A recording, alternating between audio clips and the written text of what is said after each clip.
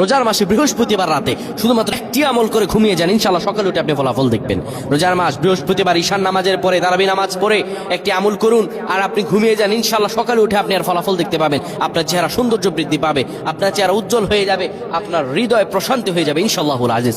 আপনার আমলটা করে দেখেন না। অনেকে বলে হুজুর হতাশায় ভুগছি, ব্যবসা বাণিজ্য লস, কোনো কিছুতে শান্তি নাই, সব দিকে বিপদ আপদ আষ্টে পিষ্টে ঘিরে ধরেছে, কোনটা করব, কোনটা করে কোথায় যাব, কিভাবে বিপদ থেকে বাঁচব। আরে ভাই আমল করে দেখেন না, আমলে আছে সুখ। আল্লাহ তাআলা বলেন উদউনি আস্তাজিব লাকুম, আমার কাছে চা বেটা আমি তোরে দিয়ে দিব।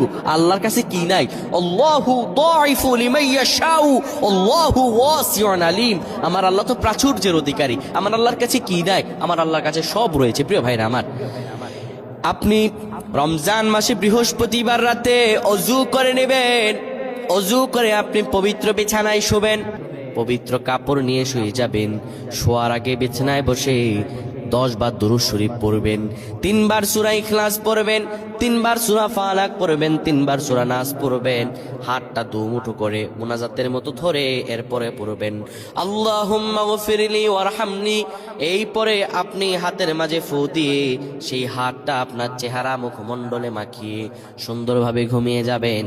আমার আল্লাহ আপনার চেহারায় লাবণ্যতা দান করবেন, আপনার সব গুনাহগুলো আমার আল্লাহ মাফ করে দিবে।